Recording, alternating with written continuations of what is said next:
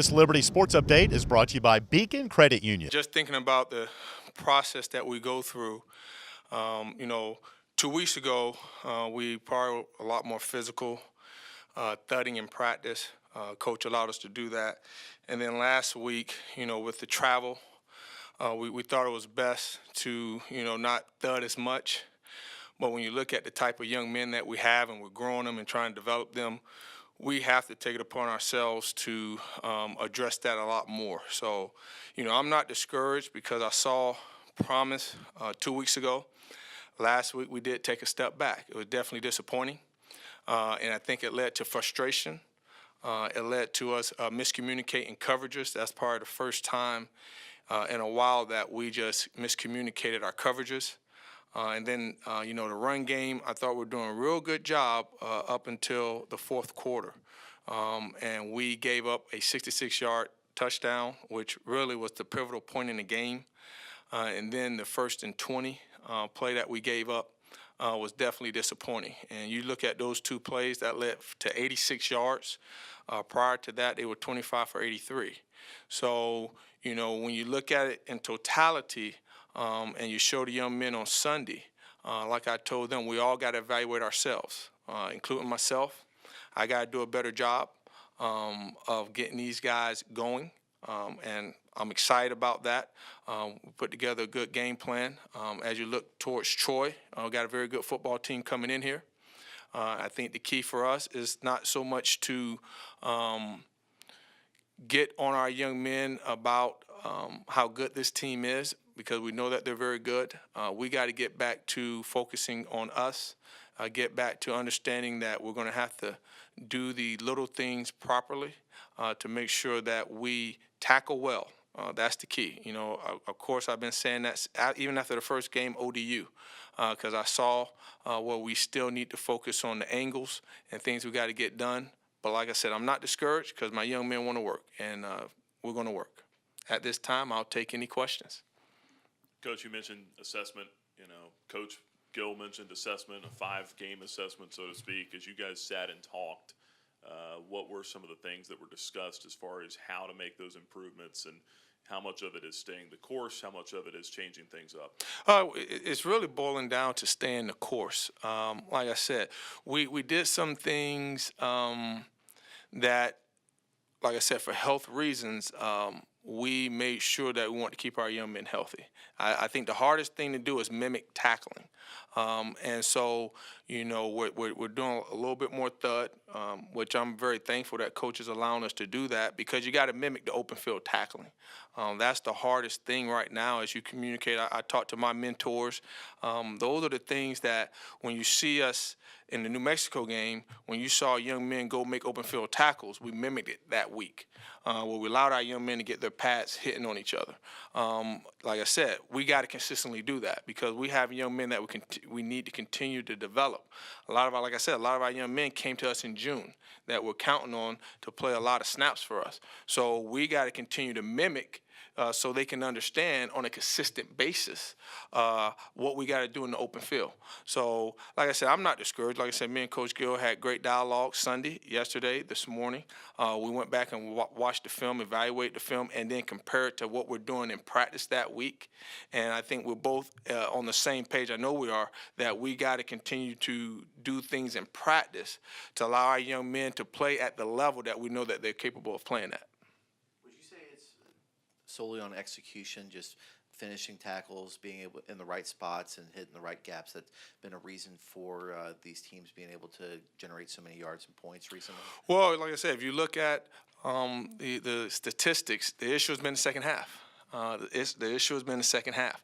And that, to me, has not been our Achilles heel in the past. It's normally been maintaining it throughout the 4 quarters.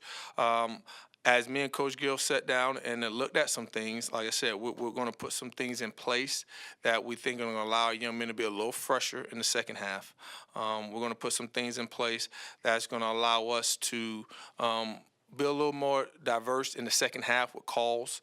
And like I said, I'm excited. We're just going to stay the course. We're going to stay the course. We're not going to panic. There's no need to panic because we saw flashes, and like I said, when you put it together with practice, we feel real good that we'll get this corrected. What has been your message to the team this week? After the last week's tough performance, and then also just as you're going through this daily and weekly grind of FBS football and dealing with nicks and bruises and that sort of thing. I think that's the thing I've expressed to our young men ever since the summer. This is FBS football. Every week is going to be a grind. You cannot look at the record of any opponent because you're going against elite players and elite coaches that know how to make great adjustments, that know to say, hey, you're stopping me here, we got to go here. And right now, the good challenge, I call it, to get our young men to understand when you don't see something that week in practice because they made an adjustment, they realize you're playing this coverage, so they go to here, you got to learn how to respond and rely on your rules because you're going against elite talent. You're not going against a young man that maybe is not as fast as you. So when he makes an adjustment because he knows you're going to sit inside or he knows that you're playing outside leverage and coach teach him how to adjust a route, you got to rely on your technique and your rules. And that's the growing pains that we're dealing with a little bit. But like I said, I'm excited about the attitude of our young men because I think they're realizing that, hey, every week is going to be a battle. Most mobile quarterbacks in the FBS give opposing defenses fits. What have you seen in what Sawyer Smith was able to do in the last 3 quarters against Georgia State where he got extended playing time, of what you guys will need to do to make sure you minimize what he's able to do with his feet and force him to go to his arm? Well, just as we all know, we got to tackle. We got to tackle well. We're going to be in the right spots. When you watch our film, many a times we've been in the right spots. It's about open field tackling, and we're going to continue to do our drills. Like I said, we're going to go back to 2 weeks ago where we were able to thud, do some things to make sure we get the right angles and understand where my help is at a more full speed type situation. And like I said, when you're going against a very good quarterback, it's going to boil down, like you stated, fit your gaps, do what you're supposed to do, and we got to come down and what we call cage tackling to make sure we don't give him any leakage to go left and right. Are you concerned about Troy's ability with the explosive plays? Because it looks like that they can put up a lot of points in a short amount of time. Well, it's going to be the same old adage that we got to keep the ball in front. We got to keep the ball in front. When you look at this past game, really the past 2 games, miscommunication. In the back end, I always tell our young men, up front, they make a mistake, the linebackers and the safeties, those are corners, they can hide it. Linebackers make a mistake, maybe the secondary can corral it and hide it. When the back end makes a mistake, normally it's going to lead to a touchdown. And so our communication has to be better. Like I said, a lot of it had to do with some frustration, but we're going to get that cleaned up. There's no doubt in my mind on that. I believe in our young men. I believe in their abilities. And like I said, they're still trying to learn each other. And we're going to get it done the right way. Coach, do you look back to the Old Dominion game at all as maybe a teaching point for your team? Because obviously we've seen what Old Dominion's capable of. Do you show your team old film like, hey, this is what you did right, or is it just a new week at a time you focus on last week? Oh, yeah, we definitely use the film to remind them, hey, this is what we're capable of doing. And the thing I've learned over the years is that you got to get the young men to trust the process. Because if they trust the process and they continue to believe, it'll turn around. It'll turn around. And like I said, our young men right now, they still trust the process. It's just a situation that each game has been a little hiccup here and there. And like I said, I'm very excited about how we start the game. My job is to get us to finish the game. That's where we're at. It's not here, this, that, everything. If you watch our first 5 games, you'll see, for the most part, we've done a good job starting the game, getting into halftime, feeling good, but it's about finishing the game.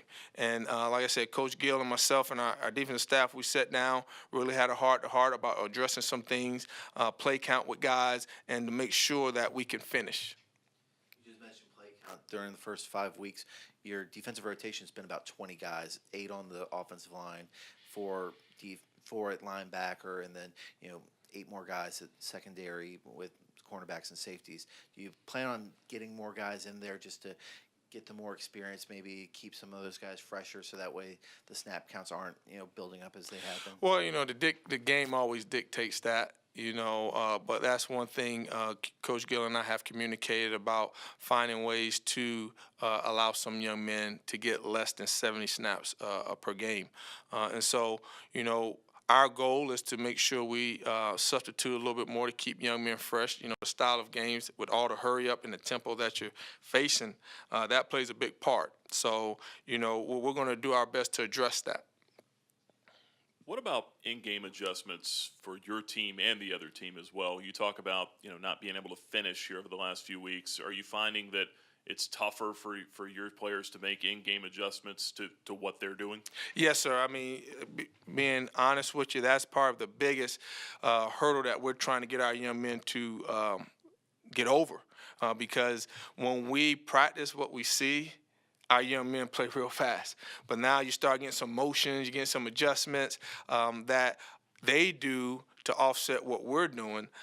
That's probably been the biggest adjustment for even our young men that played with us in FCS. They're even saying that, like, Coach, it's so quick for them to go to this, go to that. We didn't see that a lot at the FCS level. So, in talking to some of my mentors, they did their best to try to prepare me about growing pains. They said, Wimbo, it's going to be some growing pains defensively moving up. Prime example is Appalachian State. When they first made a transition to FBS, you go back, a mentor reminded me, they struggled a couple of years defensively. But you just give it time and you stay consistent, stay the course, and you don't lose the guys.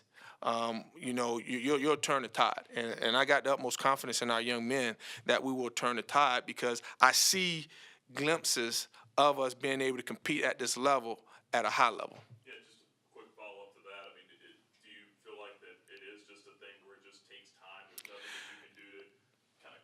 Fix it, and how do you keep them? Yeah, it's building. We just made a transition to FBS football, where we was blessed by our university allow us to go to full 85. So we tried to address by bringing in young men from the junior college ranks, but a lot of them came in June, so that's a growing pain because they're still trying to fill us out. And it's building. That's one thing Coach Gill and the administration has encouraged me, keep building it. And that's our goal. Like I said, we've seen glimpses of where we can be really good. It's about sustaining that. And how do you sustain that? A lot of times it's depth. And if you don't feel comfortable with the overall depth, then you're playing a lot of guys a lot more. And then in the third and fourth quarter, they may be a little winded out there. So, it's growing pains. And I'm excited because our young men believe. Ryan Davis was a player who got a lot of snaps past 2 seasons, safety, spur. Hasn't seen a lot of playing time on defense this year. Is that just based on the talent level, or is it that he's just not up to snuff to where you want him to be? Well, I always say it's all about competition. Corbin Jackson's playing at a high level, and Seneca Espinoza, he's playing well. It's nothing that Ryan is doing. He's competing. But, you can only get so many young men at that position on the field. So, I've been very proud of his attitude. He's been a great encourager to our team, and he's willing to do whatever he can, special teams-wise, defensively, to help us win. Talk about having a lot of confidence in your guys. How do you convey that message to them? Because, when they look at the numbers, maybe on social media or whatever, they're not hearing that same message. Well, I've told our young men since we started that you got to learn how to block out the noise. You got to learn how to block out the noise. I always tell young men, and I believe student athletes as a whole, is that this game, just like athletics in general, no matter what sport you play, it prepares you for life. You got to learn how to give your best in all that you do. That's all you can do. If you start getting into what the opinions of others may be, and their thoughts without being on the inside, knowing all the dynamics, not knowing what maybe some of these young men are dealing with personally and just what they got to do just to get to game day, you'll be stressed out beyond measures. So I try to explain to them, guys, this is a great training ground. Just like when we beat ODU, everybody was praising you, everybody was lifting you up. You was the greatest thing since sliced bread. I prepared them even after we won that game. Guys, we got a long season ahead of us. Now we're at that point where don't go by the positive, the negatives. Go by, am I giving my best each day? Because just like in life, if you stay the course and you trust the process, things will get better. One more from me, if you could kind of compare, contrast the two quarterbacks, their starter, and then Smith, who's going to be playing here this Saturday? Nick, it ain't no, it really ain't no contrast, man. They're both very good football players. You know, when Barker went down, you never want a quarterback to lose his season, but when Smith came in, they didn't drop a beat. They didn't drop a beat against Georgia State. And, that's a credit to their coaching staff of how they prepare their quarterbacks, because they were still able to operate their offense. You did not see them take a step backwards. And so I'm always excited to face very good offenses because it's an opportunity of a lifetime to be able to know that you're going to play quality talent at Williams Stadium.